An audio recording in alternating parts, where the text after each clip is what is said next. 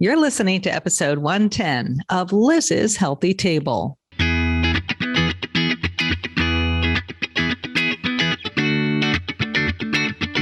Looking for a healthy new way to feed your family without the hassle and hype? Welcome to Liz's Healthy Table, where your host, registered dietitian nutritionist Liz Weiss, serves up fresh and flavorful recipes with a tasty side of science, good nutrition, and fun.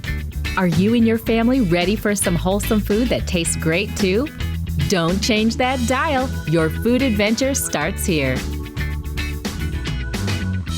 Why are kids picky? Is it possible to turn finicky eaters into adventurous eaters? Welcome to the podcast, everyone.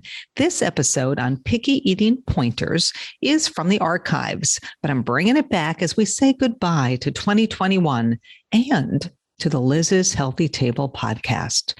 But do not despair.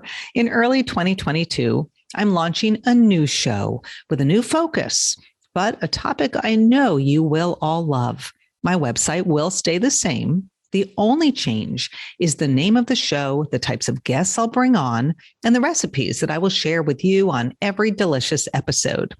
Liz'sHealthyTable.com is here to stay. But ever since my boys flew the coop and I've grown both professionally and personally, so too will this podcast. So that's a teaser. The big reveal is coming your way in just a few weeks. I'll announce the new show in my newsletter and, of course, on this show, which you will find every day, 24/7 on that same Apple and Stitcher podcast channel that you've always turned to. So nothing's going to change, people, but the name of the show and the focus. And I cannot wait to share it with you. So my guest this week, back from those archives, episode 3 to be exact, is Sally Sampson. She's the founder and president of Chop Chop Family, the nonprofit publisher of Chop Chop, the fun cooking magazine for families. And she's the co-author of 23 cookbooks, including The Picky Eater Project. She knows a thing or two about picky eaters because her magazine and that book I just mentioned aim to get kids cooking and eating in a very adventurous way. On this episode, we will share tips for getting kids into the kitchen to enjoy all sorts of recipes, including vegetables, even the green ones. So you're going to want to tune in. We've got clever strategies for kids or grandkids. We want them to be excited to try new foods and to learn to love those new foods. On the show, we also have 2 recipes to share. The first is a recipe for raw Brussels sprout salad with apples, walnuts, and cheddar cheese. If you're a kid or an adult, you're going to love that recipe. The other is for carrot salad made with mint, honey, lime juice, and peanuts. You will find both the recipes and the resources that we talk about today over at Liz'sHealthyTable.com/podcast. So I just want to say cheers to all of you, to a happy and healthy new year. Let's hope for a great year ahead. And now on to my interview with Sally. So who's ready to tackle picky eating? I know I am. I know a lot of you must be based on all the questions I get from you. So let's go ahead and welcome Sally Sampson to the show. Welcome, Sally. Hi, thanks for having me. I am so happy you're on the show. I have to tell you, I have wanted to have you on my show, even though Liz's Healthy Table is a new show. Cooking with the Moms was on the air since 2008. So I've really wanted to have you on for a long time. So thanks for making the time to join me today. Thanks. It's great to be here. So tell us a little bit about yourself. I gave you a brief intro earlier, talking about all the cookbooks that you've written and Chop Chop magazine, but just give us a little bit of the Sally backstory. You've got a couple kids. You're a big foodie. Tell us a little bit about yourself. Let's see. I don't really know where to start. So my background, as you know, is as a cookbook writer and magazine contributor. I did that for many, many years. And then I had kids. My kids are now 22 and 24. But what was really a life-changing, career-changing, everything-changing thing that happened is that my daughter was diagnosed with a chronic illness when she was 1. She's fine, but it really changed the course of my career because I began to feel that I didn't want to just write more cookbooks. I wanted to do something that was more meaningful. So that's when I launched Chop Chop, because the idea of Chop Chop was to get pediatricians to prescribe cooking during well-child visits. So that really changed everything for me. And I've been doing that for 7 years. So Chop Chop has been around for 7 years. And, for some of our listeners, they may have seen your magazine in their pediatrician's office, right? Yes. So Chop Chop is a kids/family cooking magazine for kids 2 to 12. And we are national. In fact, we're international. We're in about 22 countries, but we're distributed in many, many pediatricians' offices across the country. And we're also, you can subscribe. Chop Chop is in community health clinics. It's in SNAP programs, WIC programs, health centers, after schools. So you can get it sort of wherever you find children. And I will tell you, I've cooked from the magazine. So even if you don't have kids, this is a magazine. I teased the Brussels sprout salad at the top of the show. I am just crazy over that recipe, and we're going to get to that in a couple of minutes. But the reason you're on today is to talk about picky eating. And the reason I chose you, Sally, for this assignment is because obviously the magazine really is perfect if you have kids who are a little bit hesitant, to try new foods, but also because you wrote a book called The Picky Eater Project, 6 weeks to happier, healthier family mealtimes. That's a big sell there. So tell us a little bit about the Picky Eater Project. Well, I'll tell you how it started. So a woman who I had been working with a little bit, who worked at WGBH, a local TV/radio station in Boston. She and I were meeting, and she all of a sudden said to me, my children, they only eat, she had twins. She had at that time 2-year-old twins. And she said, one just eats frozen meatballs and the other eats, she just went on to talk about all the foods that they ate that she didn't want them to be eating. And I looked at her and I said, and they're doing the grocery shopping? I say that too. Right. And she sort of looked at me and said, okay, busted. I said, your kids are so young that you really could change how they eat. They don't have to eat like that. You're in control. Like, kind of, what are you doing?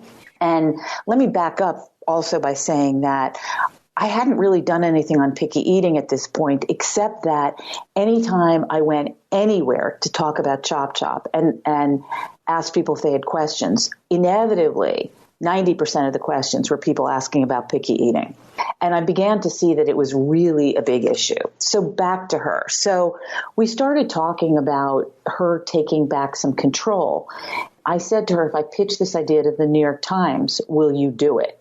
And she said yes. And so I pitched the idea to the New York Times, the Motherlode column, and I got this column. And so we did this program with her. The idea was that it would take 6 to 8 weeks to get her twins back on track. And actually, because they were so young, it took about 2 weeks. It was so easy.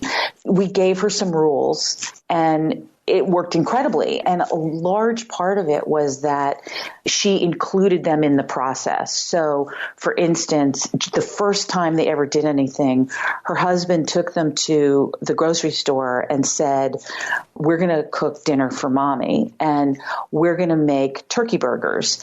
And one of you can pick the vegetable we're going to eat. One of you can pick because turkey burgers were not esoteric. They weren't super far from what the kids' comfort was. It wasn't like they said, they're going to do something really crazy.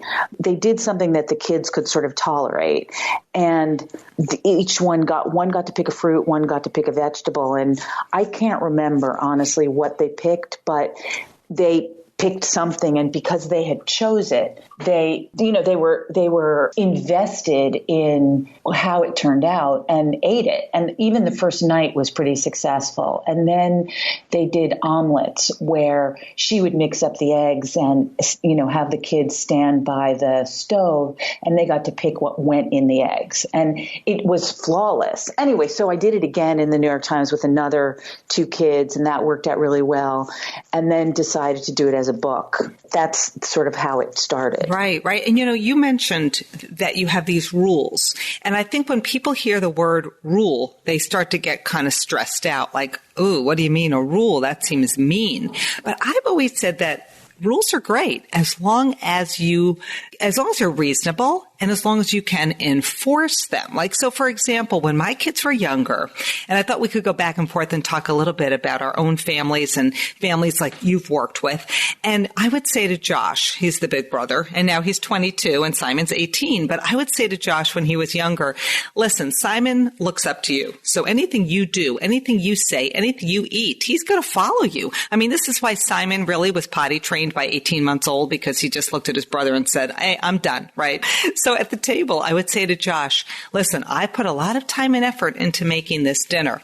So if you diss my meal by kind of saying, ooh, that's yucky or gross, if you diss, you're dismissed. And I sort of said it as a joke. If you diss, you're dismissed. It was a rule that I could totally enforce, because all you have to do once he disses the meal is pick him up and he leaves the table.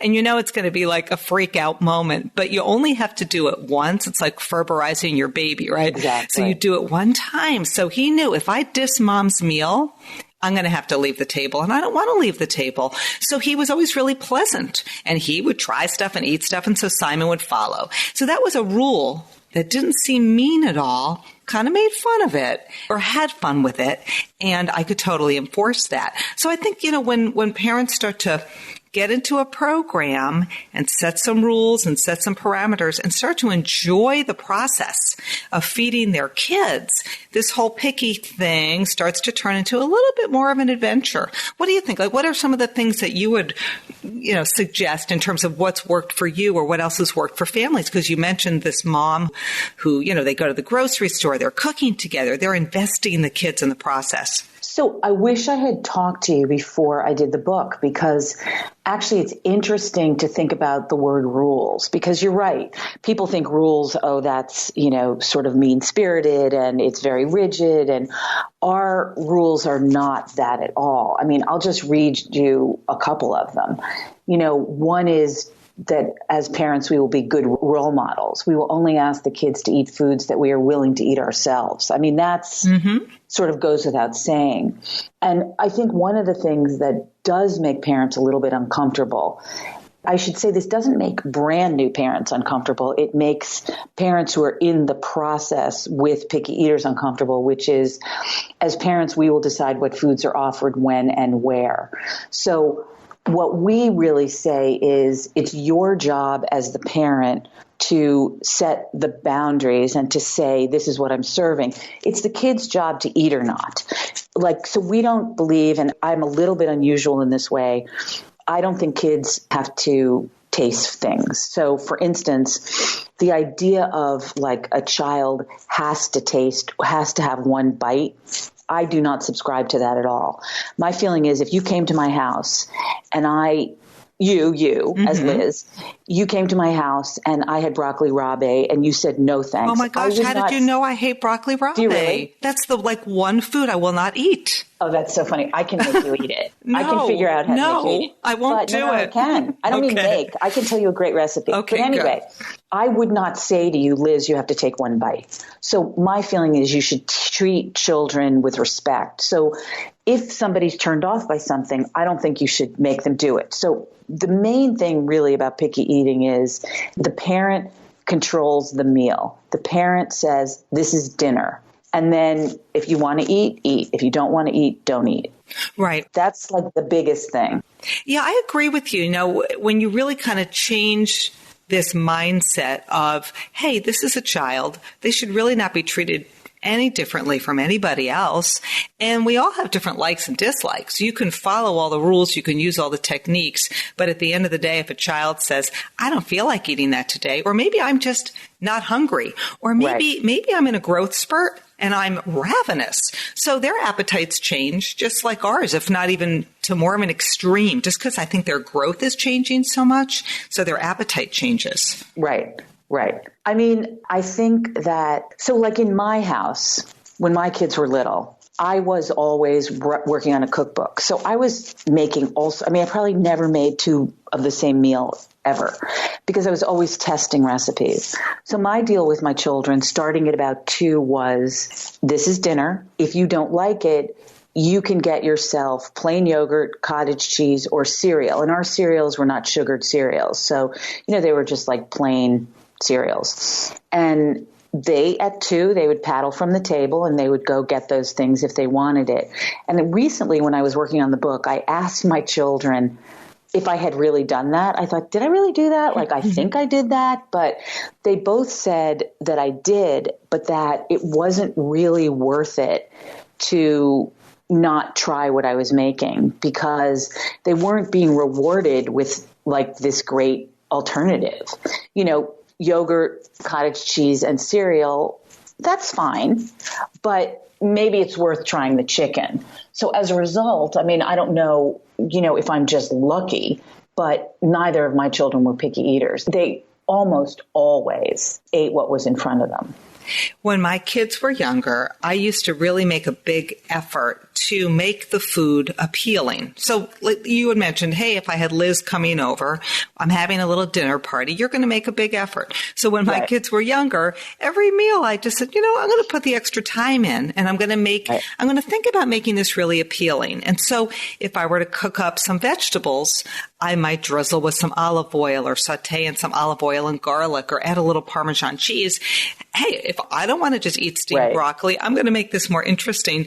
And many years ago, when we used to have team soccer snacks, you'd be assigned to bring the oranges for halftime.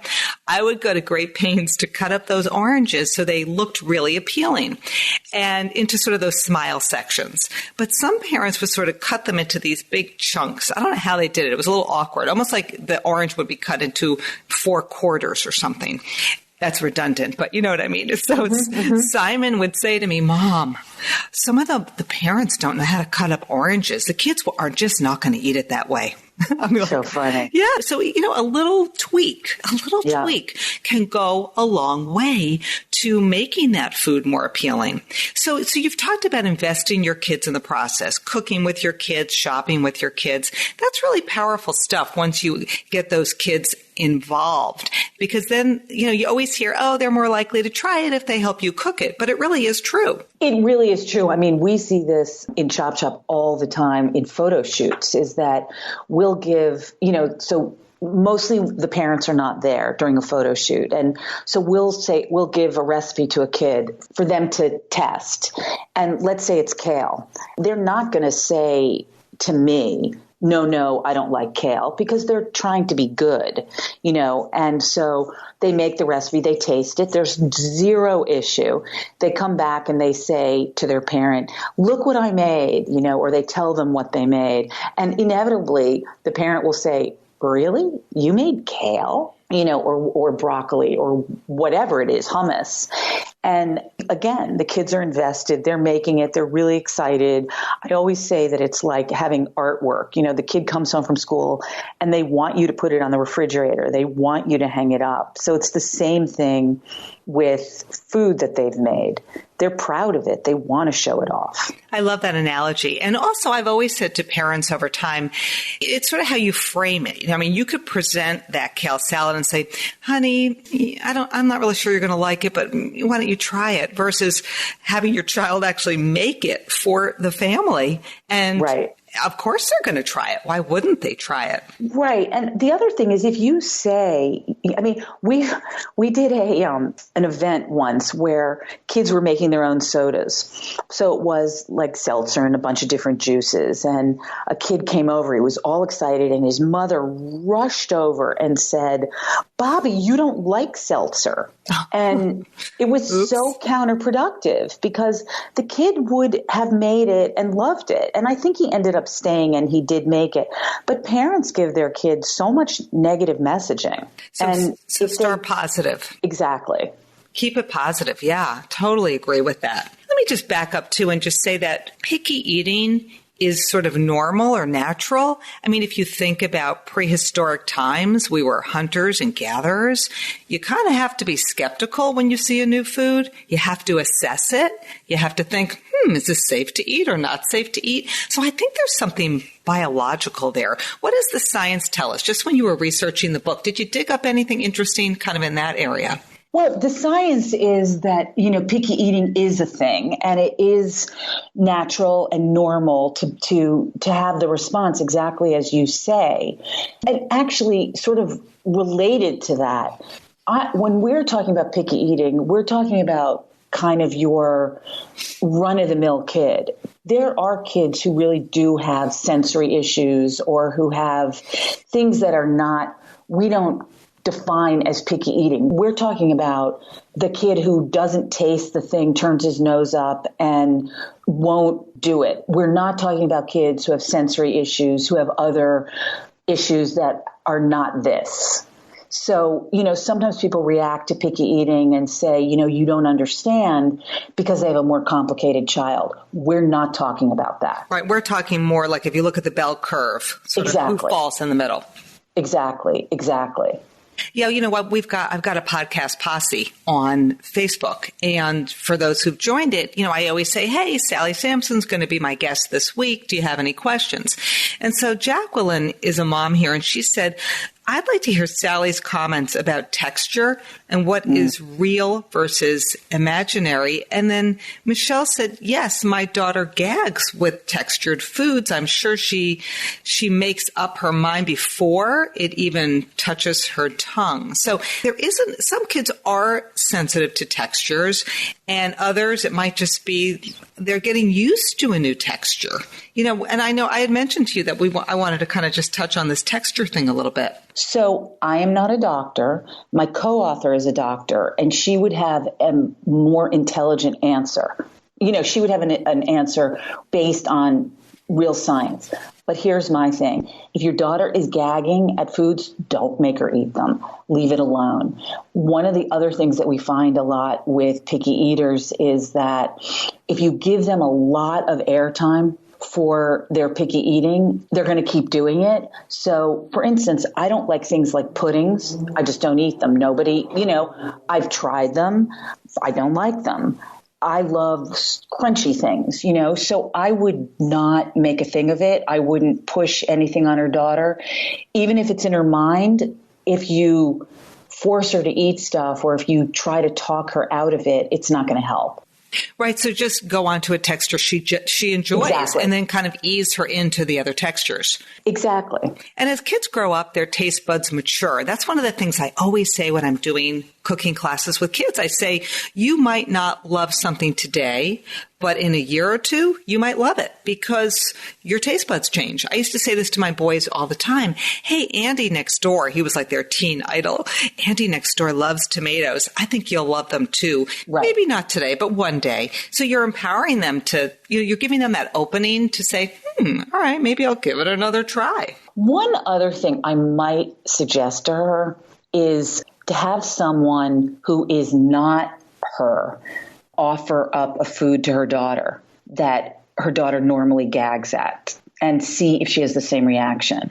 So when my children were little, a lot of the time they'd have play dates, and the mother would call me later and say, oh my God, my kid never eats blah, blah, blah, but they did. They don't like it. And because they were in a different setting, they would try it, or they weren't trying to get their mother's attention, or, all those things. It happened a lot. I mean, I might try that with this situation. Yeah, I think that's a great idea. And I remember too, when Simon was in kindergarten, his friend Josh came over and we had edamame. I steamed up the whole edamame in the pod and then drizzled it with a little olive oil and kosher salt and put it out. And Josh, who was at that time very picky, he's now a big strapping, baseball player who eats everything. But at the time, he was super picky, according to his mom. So I put the edamame out, and Simon and I were eating them. You might get one little edamame bean, you might get 3 or 4. And we were just having a blast. They're shooting and popping all over the room. And Josh, of course, is getting more and more curious. And before you know it, he's eating the edamame. Well, a 5-year-old goes home and tells his mom about this. He absolutely cannot pronounce edamame. She has to call me up and say, what on earth did you give Josh today? He's been talking about this food and cannot pronounce it. So that is a great tip, is to set up a play date if you have to and see if it works. Hey, Pam here, she's a mom. I think she's got 6 kids. And she says, my picky eaters are more willing to try new foods when included in food prep. Like you said before, Sally, when they see that a weird food is made of all things they like, they just might give it a try. So, she might be assembling a casserole or something, but all those elements are ultimately familiar to them. So, so they're in the kitchen, they're cooking, and they're like, not so weird. I'll go for it. I think cooking is really, I think it is a rare picky eater that doesn't respond to that. We have found every now and then that there's a kid who doesn't eat, won't eat anything, and he just likes to cook and still doesn't eat it, likes to share it. I think that's fine, but I think 90% of kids will respond to cooking it themselves.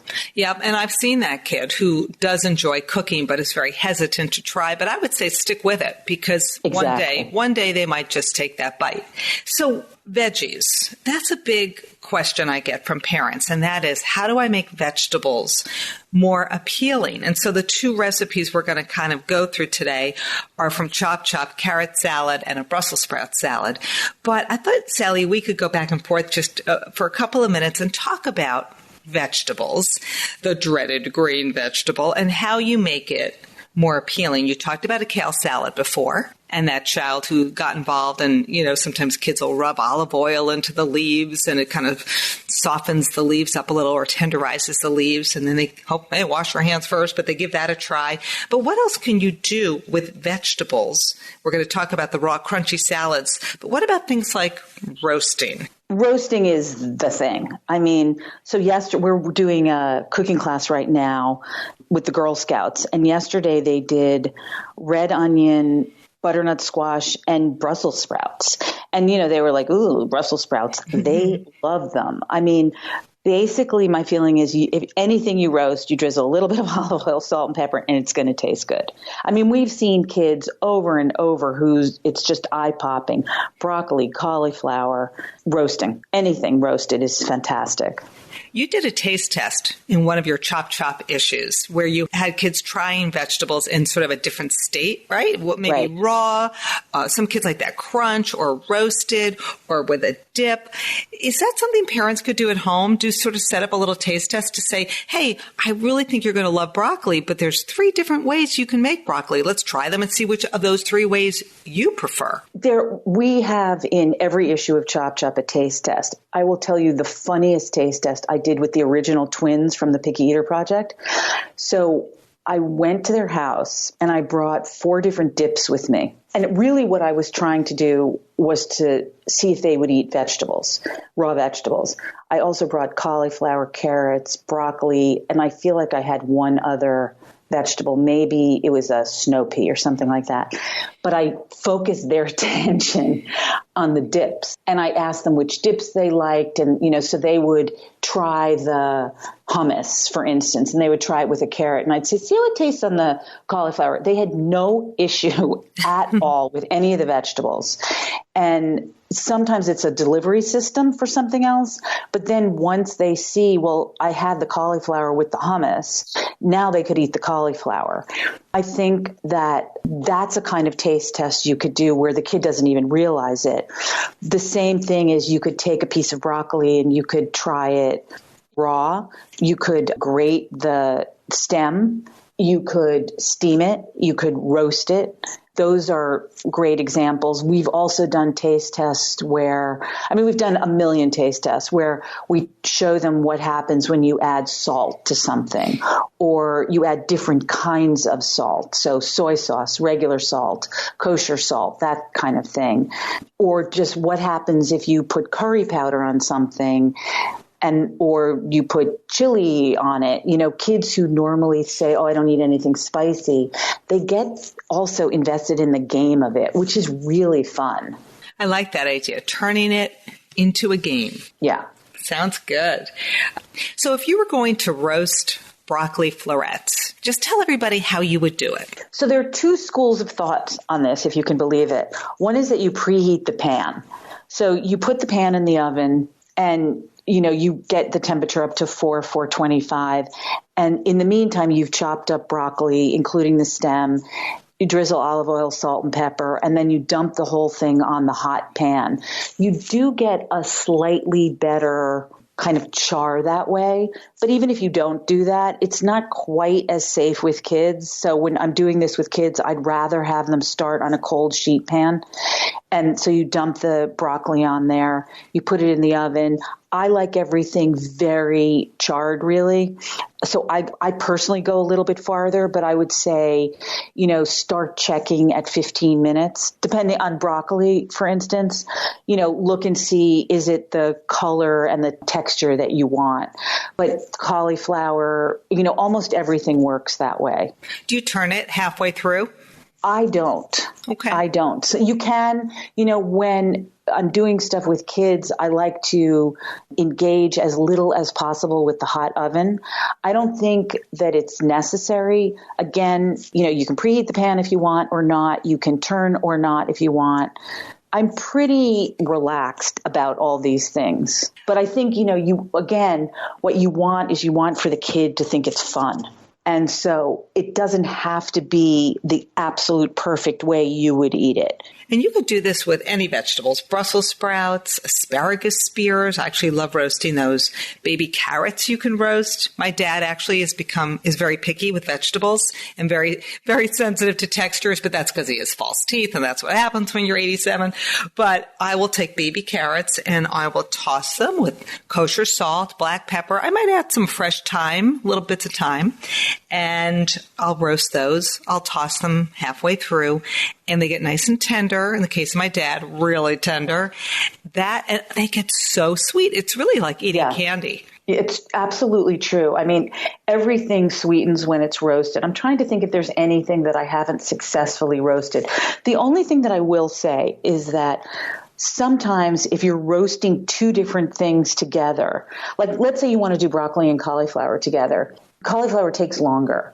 So you really do want to do them separately. You can do two sides of the pan is fine, but you learn over time. Sometimes when I'm doing something like butternut squash, I'll microwave it first so that it doesn't take longer than the Brussels sprouts. Mm-hmm. Good. Things like that. It's really, roasting is, I would say, pay attention to a recipe, but more importantly, look and see what appeals to you because people are going to like different levels of tenderness and brownness and all that kind of thing. Something else I noticed that you do in the magazine is that you serve things in lettuce cups, which is so adorable. Like you might make mini meatballs or sliders or a salad, a chicken salad. And I'm noticing that you do things in lettuce cups. Is that just because it's too darn cute to resist? No, actually, we don't really do much cute stuff. Like we don't do faces. We don't do that sort of thing. The thing about the lettuce cups and the lettuce leaves is that it's really, instead of bread, it's a little bit more festive. So it's fun. The lettuce cups were for a holiday party. So it just makes it a little bit more festive. Mm-hmm. Good. All right. Raw Brussels sprout salad. This recipe was in your spring 2017 issue. And we've been talking about roasting vegetables, but this is a raw salad. I made this salad and I was like, oh my gosh, this is like the best salad I've ever had.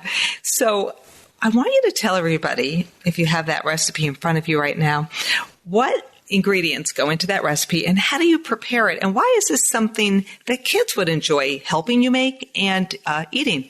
Well, first, let me tell you the story of the salad. So I was with friends in LA and we went to a restaurant, and I'm blocking the name, but my friend and I arrived first before her husband, and we both ordered this salad. And I mean, it was a slight variation on the one that's in Chop Chop, but it was basically this.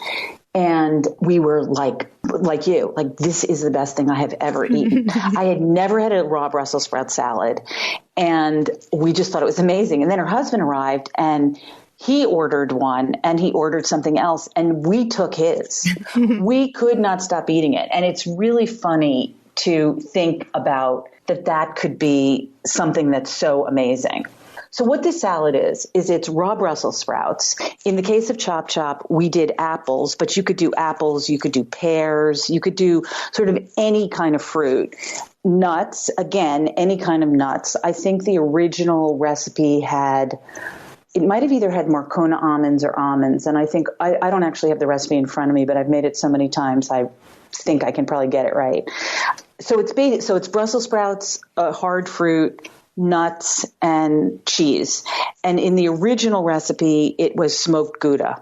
And most of the time, not even just for Chop Chop, but I'll do cheddar. And then it's just a vinaigrette. It's oil, vinegar, and mustard. Am I right? Dijon. Yep. It's just, that's very simple. It's like the easiest recipe in the world. You just cut up all these different vegetables. I mean, all these things. And what's nice about it is you have the kind of bitterness from the Brussels sprouts. You have the sweetness from the apple. You have the kind of crunchy, earthy thing from the nuts. And then you have the creamy thing from the cheese. So it's like texturally and flavor, it's got everything. And it just sounds so weird, but I feel like every person who's ever made it gets hooked. Mm-hmm. Kids, adults, people who hate Brussels sprouts, people who hate apples. I mean, there's something about this combination that is intoxicating. I mean, there was a while when, I'm not exaggerating it, I ate it every day. I love that. I will say, but it's fun to make. When I made this, I took the Brussels sprouts and I sort of I always trim them a little bit because sometimes those outer leaves are yucky. And then I ended up slicing them in half lengthwise. I placed the flat side of the Brussels sprouts on the cutting board. And then I with a little paring knife, very thinly just sliced the sprouts. And it took no time at all. They were like these little thin shreds almost. And then the apples, you say to take a small apple, you core it, and then you thinly slice that. So you've got all these, like you said, crunchy sliced veggies and fruits.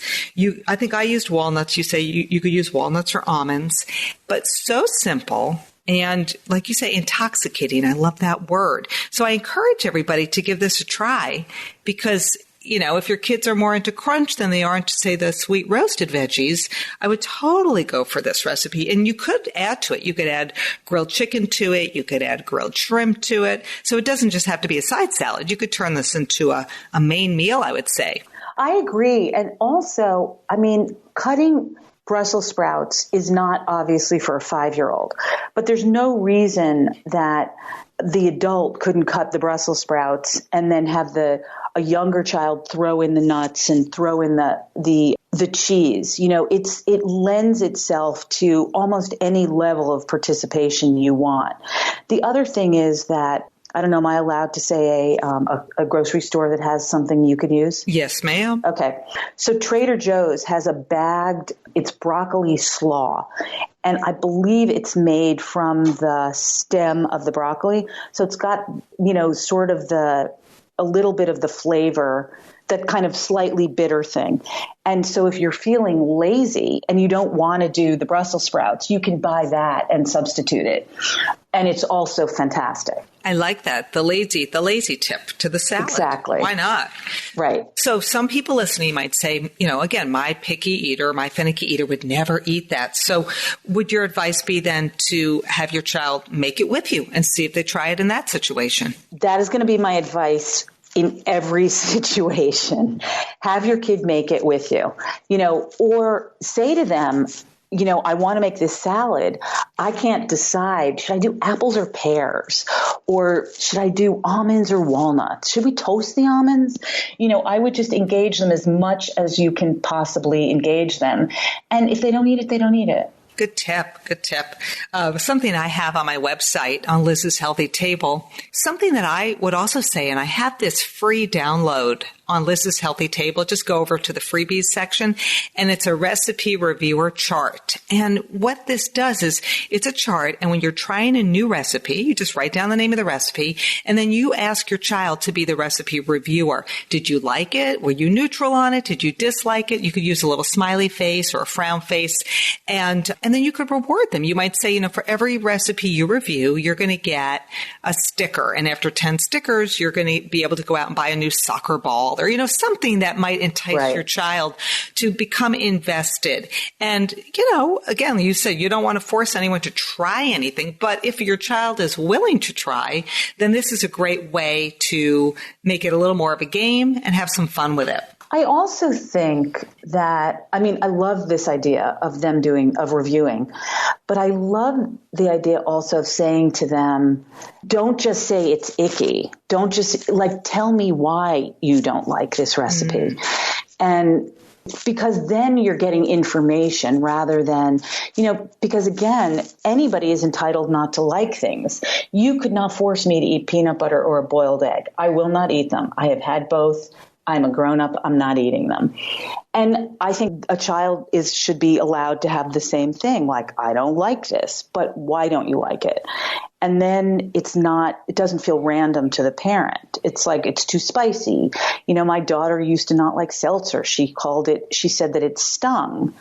And okay, that's fair. Obviously I didn't care if she drank seltzer or not, but so you begin to understand why they don't like what they don't like. Right. If something is too spicy, my boys used to be like, I don't want to eat that. It's burning. It's that, too much ginger for them was always a no-no. And they're sensitive to it. That's fine. Right. I'll lay off the ginger. Hey, tell me how I would love broccoli rabe or broccoli rabe. What can you do to make me love that? Okay, so let me ask you something. Do you like cauliflower?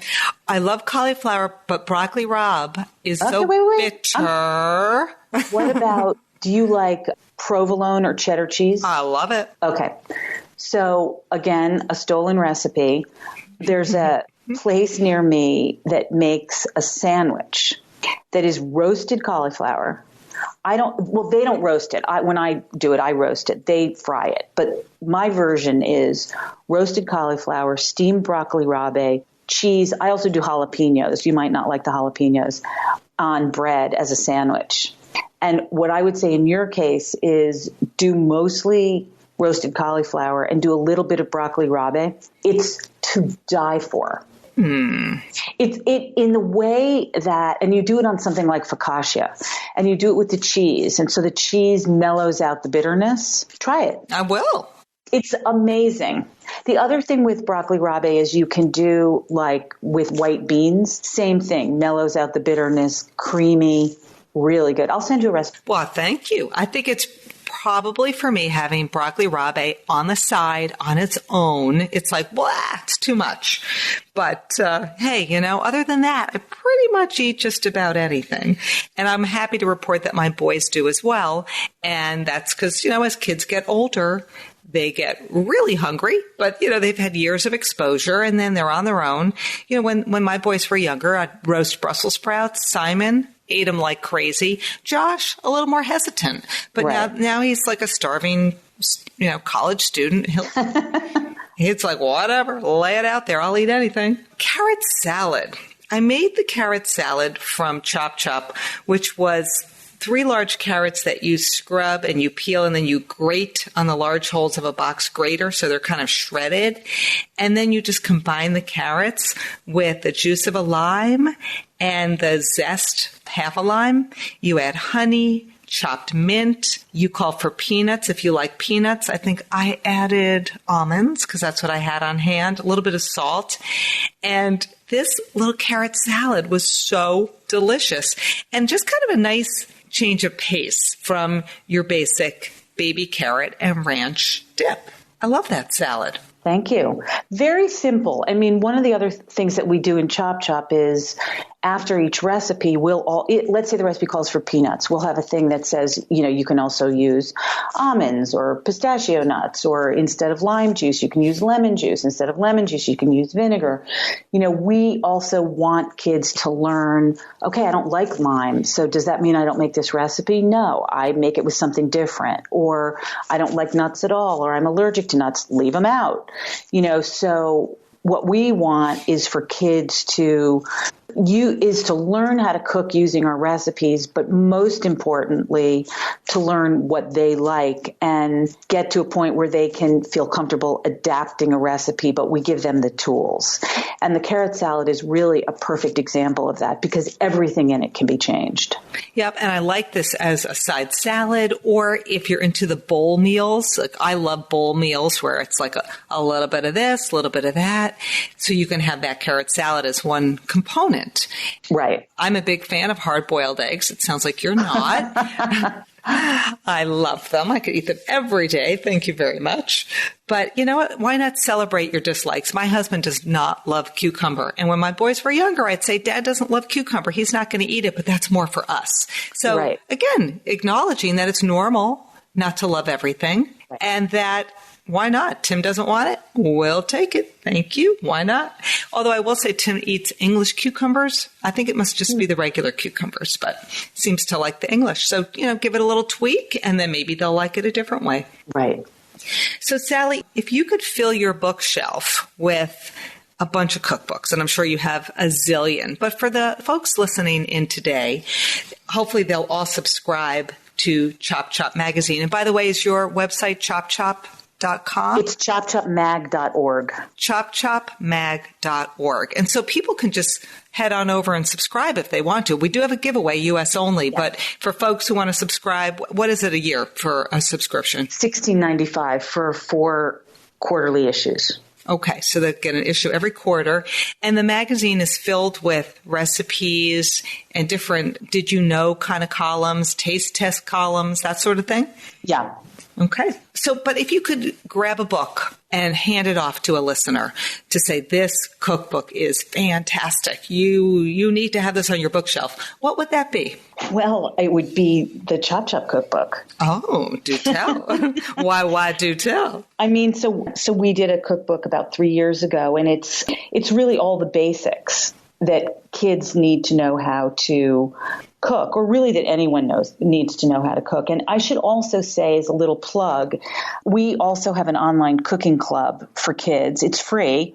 It's chopchopcookingclub.org, and any kid can sign up. And the idea is that there are 12, well, I think it's actually 13 now, recipes that we consider essential for everyone to know how to make. So the first one is smoothies, and they get a little bit harder, not a lot harder as you go along, but so it's step by steps, and it really goes over the skills that you need in order to do all these things. So for instance, in the recipe where we teach the skill of peeling a carrot, the idea is now you have mastered that skill. You can peel an apple, you can peel a cucumber, you can peel a potato, all those things. It's a great thing for any kid. I mean, it's great for any adult. It teaches you all the skills you need to know, and the basic recipes. So I will say my son Josh is 22, and my biggest regret with him. He's a great eater.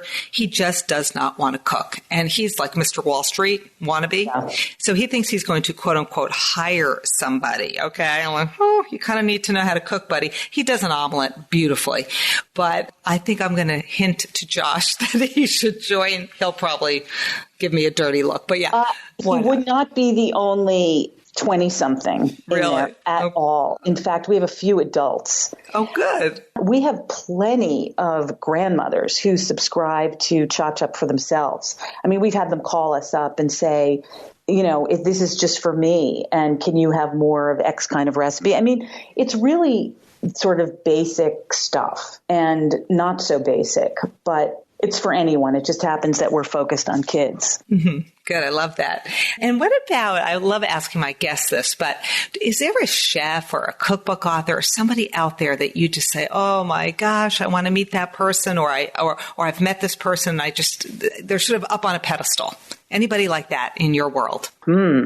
I say, who's your chef crush, but it might not be a chef crush necessarily. I don't actually think I have one. I should have asked you this in our pre-interview, Sally. You could have pondered this. I could have. I mean, in a way where it's not that we're anti-chef, but we're trying, a chef's job is to, in a sense, do stuff you can't do.